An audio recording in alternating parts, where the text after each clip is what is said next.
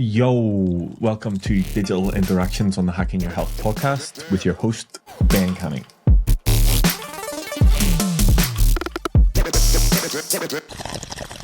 Yo, what's up, everybody? Welcome back to the second episode of Digital Interactions for We Hack Health. We are joined today by Bobby. Bobby, we are 31 weeks in. What a ride that it has been. There are very few times in my coaching career whenever someone starts and we just absolutely fucking nail it from a macro perspective, from an output perspective, and you just see that consistent weight loss trajectory happen like every single week, and it's been awesome. We just had a quick catch up there. I think from roughly we started until about the 6 month point, week 26, just before the Phoenix event, I think we were touching just 50 pounds off in that 6 month period. And then since that, we've moved into a maintenance phase and now we're in a surplus phase. All of that said, before we get into it, talk to me about Bobby before we had the initial call, 32 weeks ago before you had the call. Where are we at and what was going on? It was at some point last year, was kind of getting stressed with some work things and on top of just life that had been happening for the past couple of years after or during and after the pandemic. So I just kind of was in a good spot pre-pandemic. And then I had moved right before that as well. So those things kind of got me out of a routine. So seeing the weight tick up, kind of shrugged it off for a while. And then as I just continued, see the scale go up, got a little more bummed about that.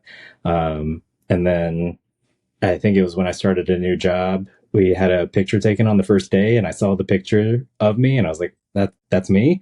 So I was like, we're done with that now.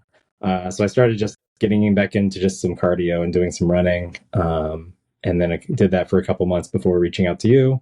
And then that was when I was like, I'm really ready to go at this 100% and do everything I can to be better about it.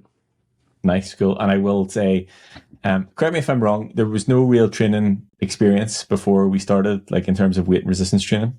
There was a little bit, probably back in 2016, 17. Okay. I was doing more body weight exercises and I had a membership with the Y and I just did some strength machines there. But not really convinced that I was pushing myself as much as I should have. But this is the first time of actually lifting weights, and using even just the resistant bands. This is the first time doing that kind of stuff. Okay, and having a structured plan. Okay, cool. And you said there about, it's time to go 100% at this. I will absolutely give you the credit from day one. You have shown up to almost every single call. Apologize for the calls that you have not made. You have come to events, you've done the stuff, you've got all your check-ins in, you have absolutely nailed it. And I think that that's exactly why you've been able to have the results that you have had. So finding that, and for everybody else who's listening for context, up until we went to Phoenix, we changed it after Bobby trained at home. So we did 3 or 4 sessions at home. So all of the training had been done and managed at home. So we've been able to make that progress solely from training at home. So anybody who's given the shit of I don't have time to go to the gym, actually, you don't need to go to the gym. You can just fucking train at home. I guess my next question, you potentially almost answered this, is what made you reach out and what made you book the call? Seeing the photo, or was there just a combination of had enough of this shit? It was seeing the photo. I think along with a lot of other people who have joined the group, seeing Dave's progress alone was just kind of evidence there of what can happen. And I've always just kind of been a little unsure of where, what should I do when it comes to exercising? And, I've learned from talking with you that a lot of times it is just do something. And then just get the movements in, lift the weights, and all of that. But kind of having somebody to help push me a little bit to say, here's at least a plan to help you get started. Here's what you should be aiming for around food, of the calories, the protein, and just kind of focusing there. So that's where I kind of thinking about, without pre-tracking calories. You're like, oh, I'm going to have this. That's totally healthy, right? And then, we saw it in a chat yesterday of someone posting about just a burger. And if you're not getting a leaner cut of meat for your burger, that can like blow up the calories there. And so it's like, okay, that's pretty hefty. So trying to find better ways to like make some swaps out to have some to still get the amount of food that you want in your craving, but to like really find ways to maximize how much food you can eat in a day while still in being in the deficit or maintenance or whatever. Yeah, I think that for me, that and then sort of what I'm hearing you say is like actually just having an awareness around food more than anything else. It's like actually just understanding, it's quite easy to go out, and I know now that you're at the gym, you have a fan of having a bagel after, but like actually understanding how many calories is in that and like what that's made up of, but also how you can still have that, but just have a slightly lower calorie option, or how you can make it slightly better in terms of, I think it's just an awareness thing more than anything else. Yeah, for sure. It definitely is that. Cool. Right. So you talked to me about Bobby 30 some weeks ago before we started. Talk to me about where you're at now. Like, how do you feel now in comparison to where you're at then? Do you need to go back and get that photo from work taken again, or? Yeah, no, I mean, I feel like so much better. We've talked about it too before of I would be taking out the trash and like we're on like our back door goes out to a deck, trash cans are at the bottom, and just taking one trip to go down the steps would just be like I'm winded. And it was a lot. And then, go out to dinner with my wife and we would be leaving and we're both generally fast walkers, but like after I just had like a big meal, she's racing and I'm just like, I'll catch up with you. Like I can't keep up. And so, mixing in the strength training with the cardio that we've been doing has just like changed that like exponentially. And, we are just in New York last week and we're just sitting there racing around the city, like get out of our way, everybody. And like, weaving in and out. And it didn't hit me like at all that I was like getting winded at any point. So that part was feeling really good. And then just in general with the strength, like I feel like I can, like I'm actually like stronger again. So that's been kind of nice. Nice. Cool. Glad to hear it. So overall quality of life in a much better position. Oh yeah, 100%. Nice. Cool. Most unexpected thing that you think you've gained since joining 32 weeks ago, we'll call it? Most unexpected, I would say, I mean, how quickly you can change, like, or how quickly I could like drop the weight personally, at least, like just by paying attention, like hitting, a specific calorie amount, and then just being disciplined about that. So I'm not like I stick to that. And then just watching it, when you're being heavier, it was easy to like drop it all really quick up into a point. And like that's where we've been talking, like at this point, like yes, I cannot keep losing that amount of weight every week because we'll get way too thin. So knowing that we're kind of in a good spot now, like that was just like surprising, like how quickly it could change and come off. And so that was where I got really surprised. Nice, cool. And I guess we can have a sort of unique position here in terms of conversation. So you've obviously, we've been through the deficit, we've moved into the maintenance phase, and then sort of slightly into the surplus. Like in sort of your mind or observations that you've had, like what are the differences between the two, or what have you had to change or observe between the two phases? Mostly around like finding things to eat more. We were in the deficit for quite some time. So I really figured out like here's just like my go-to breakfast, my go-to lunch, giving myself some wiggle room for dinner because I don't mind eating the same things or roughly the same things like most every day. But dinner, that's one thing that like my wife and I are going to eat together.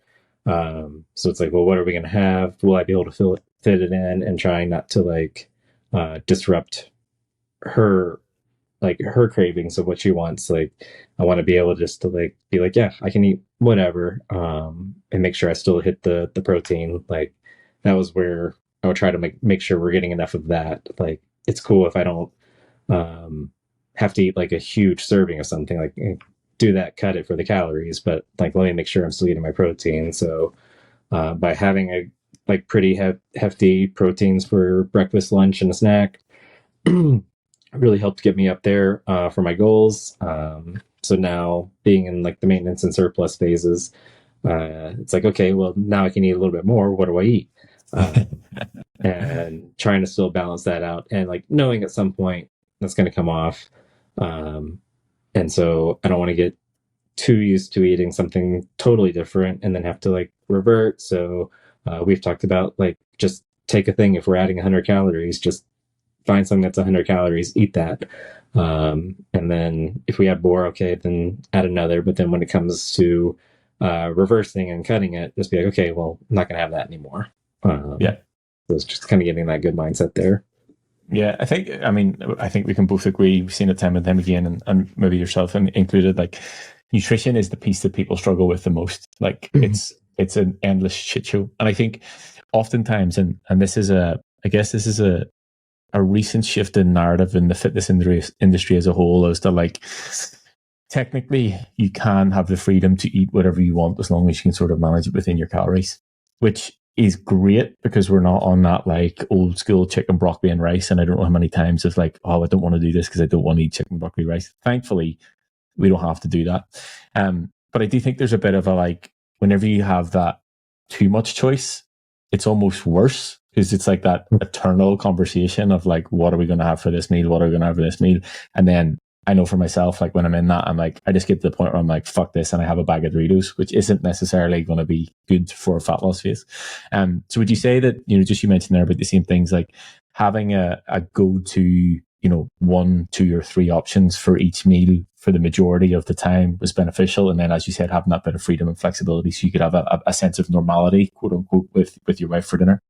Oh yeah, for sure. It lets me like get some variety in what I'm eating, and like I mean, just getting something as simple as swapping out the flavor of yogurt that I'll have in breakfast. Like that switches up something so it's not 100% the same every time.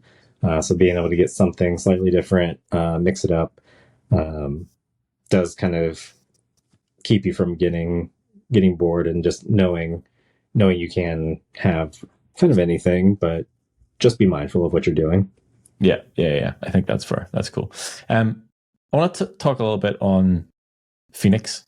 Obviously, you just came in to what was probably the most chaotic event that we have ever ran. So how was that experience for you? I guess that sort of marked in and around our 6 months mark. So it's probably a good, like, we finished up the cut phase. You were 6 months in, you were sort of like full send, introduced to everybody, and then into the gym. So how was that experience for you? I mean, like you said, it was chaotic. It was a bit overwhelming, like knowing that you have been talking about it for weeks or months of like this is going to be a big event. This is going to be the biggest one we've ever had. Like just knowing that that's going to be a thing.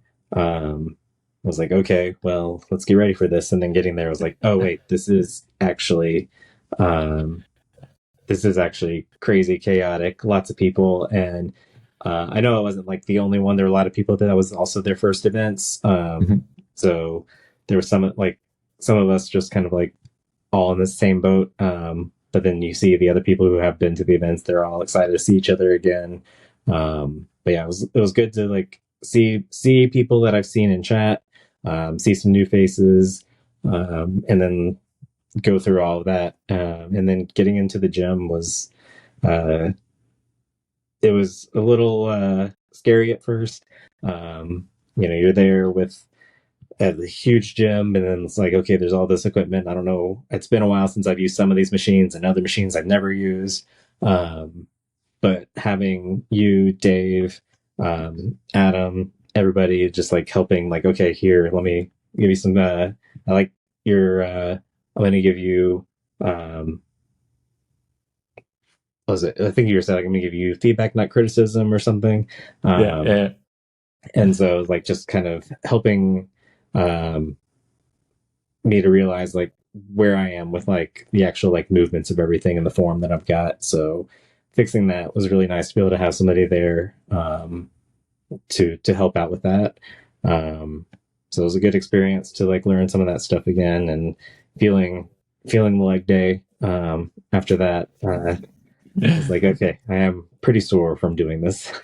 Yeah, and obviously, I mean, there's definitely, I know, obviously, you trained at home up until that point. There's definitely a difference in terms of, regardless, even gym to gym, machine to machine. Like there is a difference in it, but there's a huge difference in terms of like the feeling you have after, the DOMs you have after training at home versus the DOMs you have after training at the gym. But I will say, now we've moved to training at the gym once a week. So talk me through your thought process of that, and why you made that decision and how it's been. Yeah, like so, it was, post Phoenix, getting to use some of those machines and feeling like I felt the workouts a little bit more than I had been at home. Wanting to try something out with the gym, and I'm lucky that I've got a gym about a mile away, so that kind of helps with the convenience of not feeling like I have to go drive 20 minutes to a gym and then go work out for an hour and then have to drive 20 minutes back, potentially in traffic. So, it could be upwards of hour and a half, 3 hours of a day, or 2 to 3 hours of my day gone from that. Um, so having something super close makes that super convenient.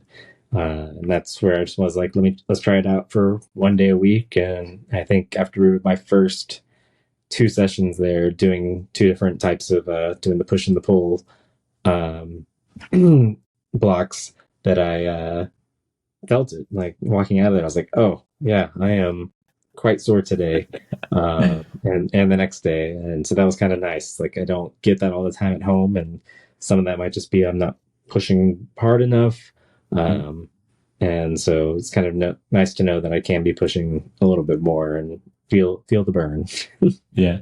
And I mean, I'm sure you won't mind me saying, like, obviously there was a little bit of apprehension about going into the gym and sort of navigating that by yourself. Like, how was that to overcome? Because you're not be the only person that feels that going into a gym. Yeah. Yeah, it's been, it still can be a little scary, going in, there's people there, and, constantly thinking in my head, like, they're going to be like, you're using that machine 200% wrong. So what is this guy doing? But it's nice to like have some like reassurance from the group that like people aren't there to judge you. They're there to do their thing. They got their stuff going on. But like I am familiar enough with a lot of machines, and they do have the actual like instructions of how to use some stuff on there. So just kind of taking a little bit of time to read through that has made it a little more comfortable. So it's been more comforting than I thought it would be to get in there. But yeah, so Yeah, and I always say this with love, but like nobody gives a shit about you in the gym. Like yeah. literally everybody is there for their own insecurities. Like they don't give a shit about what you have going on. But I'll say this, and again, I'll give you the credit for this. Obviously, as you mentioned, you were in New York at the weekend just past there, but you actively came to me, a week or 2 weeks beforehand, being like, I'm going to be away. This is where I'm staying. This is what they have in the hotel gym. So it's like, it's now just a part of like your life. It's like, okay, I'm going to be here. This is a training day. This is what I'm going to have to train with, or this is where I'm going to have to train. So even again, that slightly different environment, like how was that? That was good. I, same sort of thing, like kind of intimidated of going into another new gym. But like, I mean, my first day I went in there, I was just doing some cardio, so I hopped on a bike, and that's pretty straightforward. Um, and then like more people were showing up, so it's one of those like, oh, they're here, but again, just riding the bike. But then the next 2 days, just doing my strength training, I was the only one in there, so it was kind of nice just to have the place to myself, didn't have to wait on machines. But have made myself familiar with some of the machines from the gym near my house. So just being able to use some of that stuff was very easy, and was like, oh, this is not a problem at all. This is something you can definitely do while traveling. Make sure that like your hotel has a gym, or if there is a gym nearby, you can get a day pass. Like, just keep that in mind, and don't use that as an excuse to not train. Exactly. And, again, after the Phoenix event, whenever I launched the events, the dates for, Orlando, you were straight on it with, here's just my flight details, like immediate booking. So obviously the event was good, and we'll be in a completely different gym again. And it's a gym I've actually been in before. So I think that, whenever it comes to gyms in general, the more different gyms that you go to, the more you can understand like the differences between, say it's a leg extension. Yes, it's a leg extension, but it depends who makes it, what gym it is, like how it works. So it's just like actually getting the confidence of like, okay, right, I understand how this works with every machine. And it just becomes, part of actually, it's something that I now look forward to, is to go and experience different gyms to see what they have to offer. So Orlando will be a completely different event, and I'm actually looking forward to it being slightly smaller and more like an event like we've had before. And I'm not going to say it's not going to be chaotic, and it'll be probably chaotic in a slightly different way, but it'll be a little bit more small scale, a little bit more intimate, and you get the experience of sort of what previous events have been like. Right, we're going to do the quick fire questions. I laughed at this recorded one with Justin earlier on. I'm not sure if you remember whenever you first started, you probably got bombarded with questions, probably from Luke or Todd.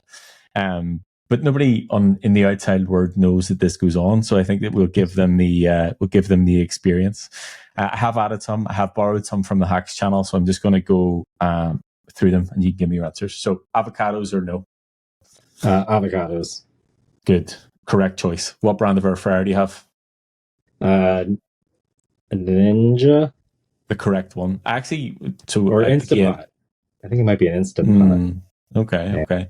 I did this earlier, like I said, with Justin, and he's 50 weeks in. He was like, I don't have an air fryer. I was like, can I just end call? Like, fuck this. I'm like, had enough of your shit. If you were a fitness superhero, what would your superpower be? Fitness superhero. I don't even know how to answer that. I guess be able to do be able to have the ability to do all the lateral raises. Enormous shoulders. Cool. Perfect. Yes. Perfect. Cooked or uncooked oats, or hot or cold is probably a better way to phrase it. Hot. That's the wrong answer. Sorry. Incorrect. -5 points. What is the most absurd health and fitness advice that you have ever received? That I have ever received. I feel like that goes on with some of the stuff that's been kind of out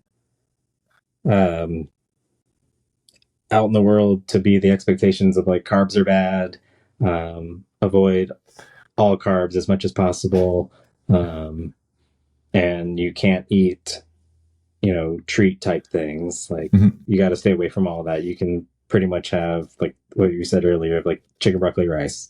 Like, that is your food.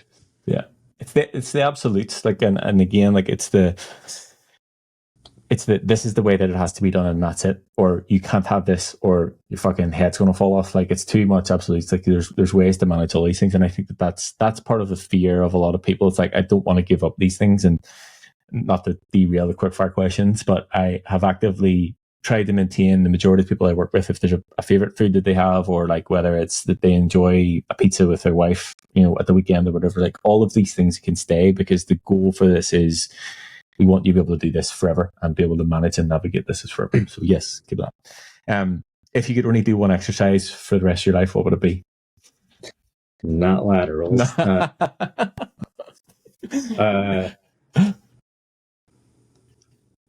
Let's see. I think I've overall enjoyed, just the dumbbell presses. Those felt good. And feeling like bumping up in the weight makes me feel better, versus the laterals where sitting at such a small weight, which I know is normal. But still frustrating. Mentally you're like, I'm picking up that dumbbell for other exercises. Why can't I do it for this one? Fair. If you could only have either tacos or sushi for the rest of your life, what are you choosing? It's an easy one. Tacos. Yeah, that's fair. It's the breakfast tacos sell it for me. Like, I could survive on sushi the majority of the time, but I couldn't have breakfast sushi, but breakfast tacos for sure. Would you rather do 100 push-ups, 100 squats, or 100 burpees? Push-ups. Yeah, fair. And I'm going to steal again Cal's question. I don't know if he asked you when we were in Phoenix. Favorite type of potato, like favorite method of cooking potato? I think my favorite has been that they have at a restaurant near me. They're pommes de terre. and they look like French toast sticks, but it's like Okay. a fried mashed potato like stick Nice, is what nice. it's Good, kind of good, like, good. and it's super soft and fluffy, and it's delicious. Nice, good, good, good. If you're describing We Hack Health to someone, what do you say? Not a cult.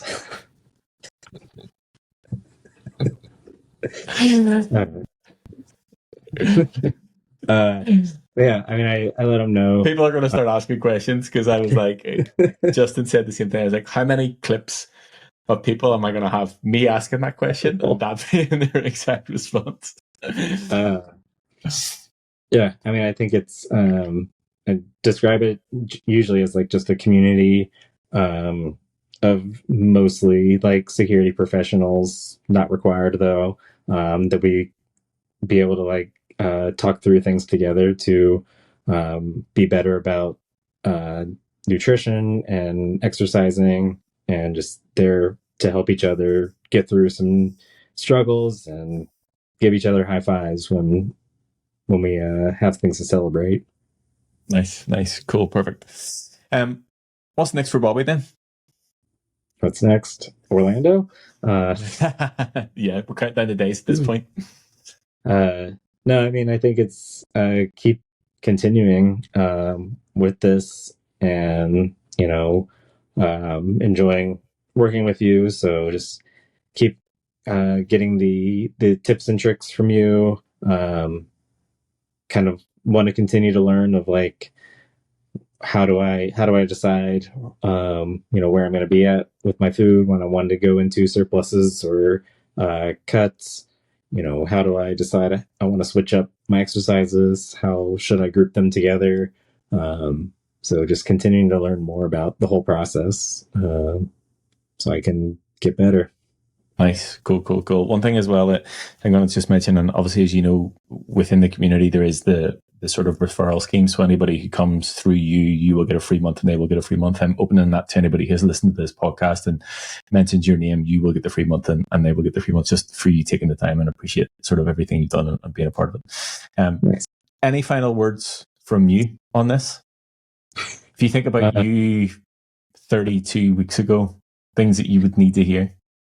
You can do this. I ultimately know that I can be very disciplined about what I say I'm going to do and stick to it. Mm-hmm. I am pretty hard on myself about that stuff. So knowing that, like just telling myself you can do this, like you don't have to just give up and just be like whatever, as I had been doing. But once I kind of set my mind to it, I can just go all in and continue, and finding the ways. Like don't let travel disrupt that. That's been kind of a problem I've had in the past, whether strength training and or just running. Be like, oh, I'm traveling. I'm totally going to run on this trip. And I'm like, no, it's too cold. And I don't. And then it takes me a couple weeks to get back into it. So just that's part of my life now of like, no, we're going to get my cardio in, or my strength training in, and my cat in.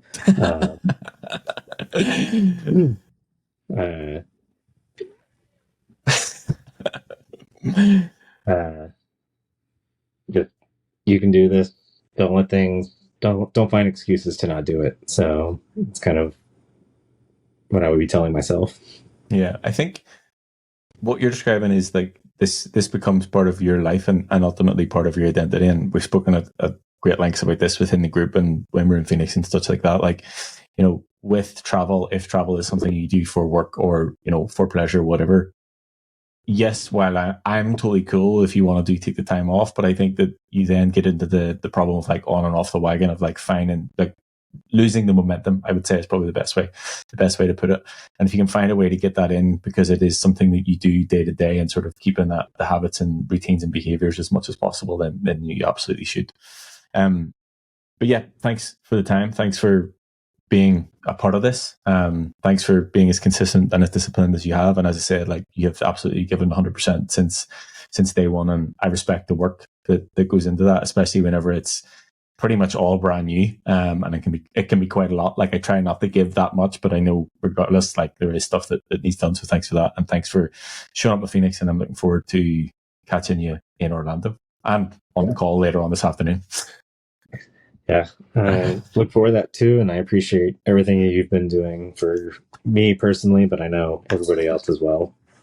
Perfect. Thanks, dude. No problem. Damn.